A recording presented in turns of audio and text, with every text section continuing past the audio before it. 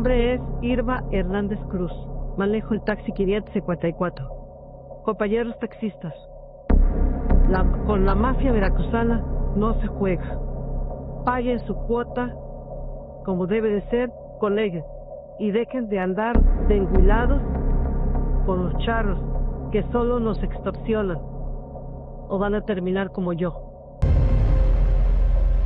El 18 de julio de 2025, en el municipio de Álamo Temapache, Veracruz, comenzó a viralizarse un video que conmocionó a todo México. En ese material aparecía una mujer de 62 años de edad, identificada como Irma Hernández Cruz, una maestra jubilada que trabajaba como taxista para sostenerse. Irma fue secuestrada en plena luz del día por un grupo armado mientras conducía su taxi frente al mercado municipal. Horas después, las imágenes mostraban a Irma arrodillada y rodeada por hombres encapuchados y armados, obligada a grabar un mensaje dirigido a otros trabajadores del volante. En ese mensaje Irma decía que sus compañeros taxistas debían pagar las cuotas que exigía el grupo criminal conocido como la mafia veracruzana, advirtiendo que quienes no lo hicieran terminarían como ella. Días después, el 24 de julio, las autoridades encontraron su cuerpo sin vida en un predio cercano, tras 6 días de desaparición. Este caso no solo se viralizó por la crudeza del video, sino porque expone cómo la violencia y el terror del crimen organizado han llegado a controlar la vida cotidiana de personas inocentes en México.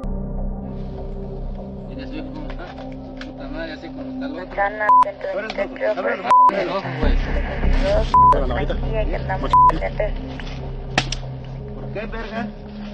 ¿No nos avisabas? ¿Cómo está el pedo? Sabía una cosa que no nos la gente chapulina. ¿Sí sabías? No nos decías que el pinche te cuenta pedir información y tú se le estabas pasando. ¿Eh? Otro video muy perturbador muestra a un hombre el cual es obligado a presenciar la decapitación de su propio padre a manos de un cartel. Después, el hijo enfrenta tormentos que muchos describen como imposibles de olvidar. Y luego él también es ejecutado. La forma en que ese material se comparte y la reacción de quienes lo han visto revela algo profundo. El terror que estos grupos buscan imponer no es solo con balas, sino con imágenes diseñadas para quedarse en la mente, mucho después de que el video termina.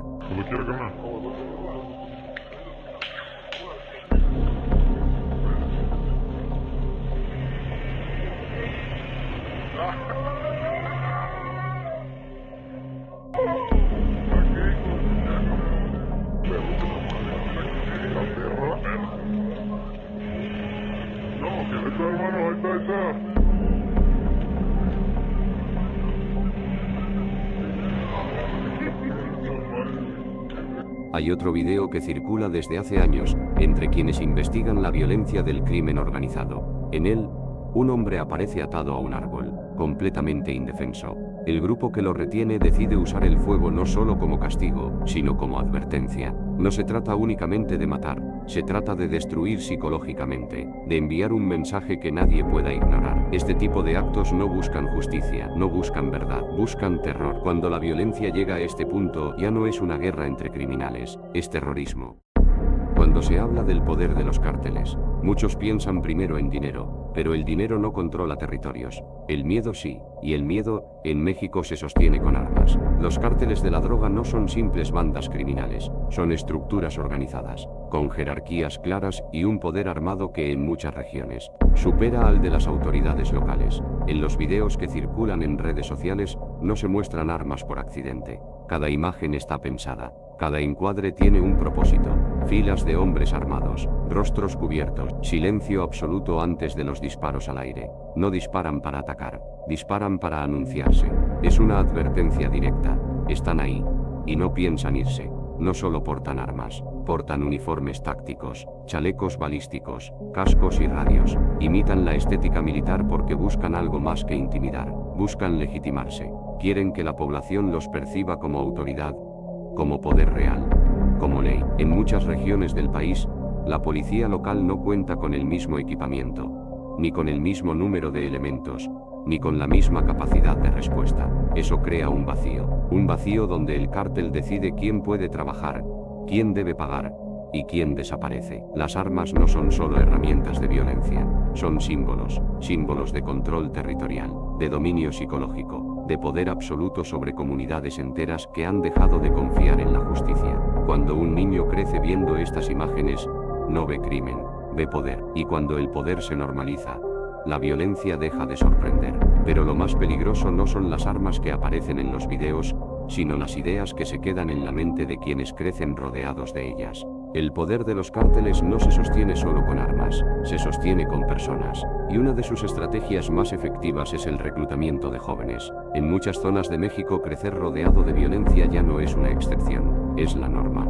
Desde pequeños, niños y adolescentes ven convoyes armados pasar frente a sus casas, escuchan disparos como si fueran fuegos artificiales, ven hombres encapuchados tratados con respeto o con miedo, y el miedo también educa. Para muchos jóvenes, el cártel no aparece primero como una amenaza, sino como una oportunidad de dinero rápido, de un estatus, de poder absoluto. Mientras el Estado está ausente, el cártel está presente, ofrece protección, ofrece pertenencia, ofrece identidad. En comunidades donde no hay empleo, donde no hay escuelas funcionales, donde no existe un futuro claro, el crimen organizado llena ese vacío, y lo hace desde temprano. Niños que crecen escuchando corridos que glorifican la violencia, adolescentes que sueñan con portar un arma, no por maldad, sino porque es lo único que parece dar respeto. Así, la violencia deja de verse como algo ajeno, se vuelve aspiracional. No todos entran por voluntad, muchos son obligados bajo amenazas, y arrastrados a una vida que no eligieron, pero el resultado es el mismo, una nueva generación formada dentro del terror. Cuando una sociedad empieza a normalizar esto, cuando los jóvenes imaginan su futuro dentro de una organización criminal, el daño ya no es solo físico, es mental, es cultural, es profundo. Y mientras esto ocurre, el silencio se impone, porque hablar cuesta la vida, porque denunciar no siempre protege, porque en muchos lugares, el cártel escucha antes que la justicia. El control de los cárteles no termina con las armas ni con el reclutamiento. Se extiende a la vida diaria de personas comunes, a comerciantes, a transportistas, y a familias que solo intentan sobrevivir. El cobro de cuotas, también conocido como extorsión, se ha convertido en una de las formas más crueles de dominio. No es un impuesto, es una sentencia. Quien paga, sigue viviendo bajo miedo. Quien no paga, se convierte en ejemplo. En muchos casos, la amenaza llega primero como un mensaje, luego como una visita, y después, como un castigo. No se trata solo de dinero, se trata de obediencia absoluta. Los cárteles buscan que la comunidad entienda una sola cosa: ellos mandan. Panaderías, tienditas, taxistas y agricultores, nadie está fuera de la lista. Y cuando alguien se resiste, la violencia no se ejerce en silencio, se exhibe brutalmente, porque el objetivo no es solo castigar a uno, sino aterrorizar a todos. Así, pueblos enteros aprenden a callar, a mirar al suelo, a fingir que no ven. Denunciar no siempre es una opción. En muchos lugares, hacerlo equivale a firmar una condena brutal de muerte, porque la justicia llega tarde, o en muchos casos no llega, y con el tiempo, el miedo se vuelve rutina. Se aprende a vivir con él, se aprende a negociar con él, se aprende a normalizar lo inaceptable. Ese es el triunfo más grande del terror, no solo controlar territorios, sino quebrar la voluntad de la gente. Cuando una sociedad acepta pagar para vivir, cuando el silencio parece más seguro que la verdad, la violencia ya no necesita disparos, porque ya ganó. Pinche gente lacra, sigan mandando más pendejos como este. San Luis Potosí tiene dueño. Atentamente, Grupo Bravo, ¡Cártel del Golfo! La violencia de los carteles no solo se dirige contra civiles, también se desata entre los propios cárteles. México se ha convertido en un tablero de guerra fragmentado, donde distintos grupos criminales compiten por controlar rutas, ciudades y territorios completos. Cada plaza tiene valor, cada carretera, cada paso fronterizo. Y cuando dos organizaciones reclaman el mismo espacio, el resultado es el caos, la violencia extrema y la muerte. Los enfrentamientos entre cárteles no siguen reglas, no distinguen horarios, no respetan lugares, calles bloqueadas, vehículos incendiados, balaceras a plena luz del día, comunidades enteras quedan atrapadas en medio del fuego. No es una lucha por ideales, no es una guerra por justicia, es una disputa por poder y dinero. Y quienes pagan el precio más alto no son los que empuñan las armas, son las familias que huyen, los negocios que cierran, y los pueblos que quedan vacíos. En estas guerras internas la violencia se vuelve aún más extrema. Cada grupo intenta demostrar que es más brutal que el otro, porque en este mundo, el miedo es la moneda más valiosa. Así terminarán todos los jaliscos y empresarios que apoyen a esta organización, en especial tú, Ramón Ortiz, Carlos Soto, Eddie Ventura. Dejen de nadar en contra de la corriente. Aquí pura maleza, Grupo Operativo La Barredora. Así, los enfrentamientos no solo buscan eliminar al rival, sino enviar un mensaje dirigido a otros cárteles, a las autoridades y a la población. Este territorio tiene dueño. Cuando la lucha por el control se intensifica, la vida humana se vuelve desechable, y el país entero se convierte en escenario de una guerra que muchos no eligieron, pero que todos padecen. Nada de esto podría sostenerse sin un factor incómodo del que casi no se habla: la omisión. Y en muchos casos, la colaboración, tanto de políticos como de autoridades. El crimen organizado tiene poder tanto en políticos como militares, ya sea con sobornos o la muerte. Durante años múltiples investigaciones, testimonios y detenciones han revelado un patrón inquietante: la presencia del crimen organizado dentro de estructuras del Estado. No siempre se trata de órdenes directas, a veces basta con mirar hacia otro lado. Patrullas que nunca llegan, operativos los cuales son anunciados con anticipación al crimen organizado, detenciones que no prosperan, expedientes que desaparecen, y en muchos casos, las falsas incautaciones de droga. El mensaje es claro: hay lugares en México donde la ley no manda. En algunas regiones, los cárteles no operan a espaldas de las autoridades, operan con su conocimiento. Policías municipales reclutados, mandos locales amenazados o comprados, funcionarios que prefieren el silencio antes que enfrentarse a un poder que no pueden, o simplemente no quieren combatir. Y cuando la corrupción escala, el problema deja de ser local. La protección política, la impunidad judicial y la falta de consecuencias reales permiten que estas organizaciones sigan creciendo, armándose y expandiéndose.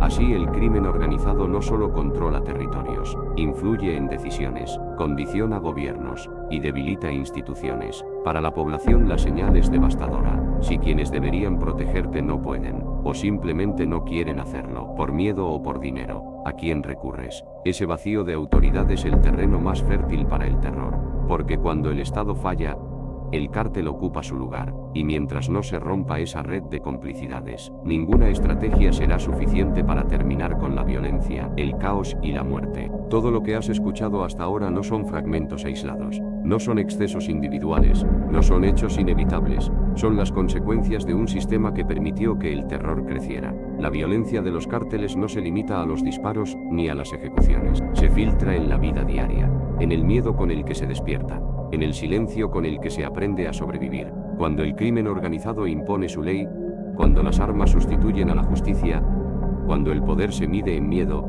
la sociedad entera queda atrapada. El problema no es solo quién dispara, es quién permite que se dispare, quién calla, quién protege, quién mira hacia otro lado. Mientras la impunidad siga siendo la regla, mientras la corrupción no tenga consecuencias reales, mientras el miedo pese más que la verdad, esta violencia seguirá repitiéndose. Hablar de esto incomoda, pero ignorarlo es permitir que continúe. Este video no busca glorificar el crimen, ni convertir el horror en espectáculo. Busca informar, generar conciencia y dar voz a una realidad que no debería normalizarse. Si este contenido te pareció importante, si crees que estas historias deben seguir contándose, te invitamos a suscribirte al canal.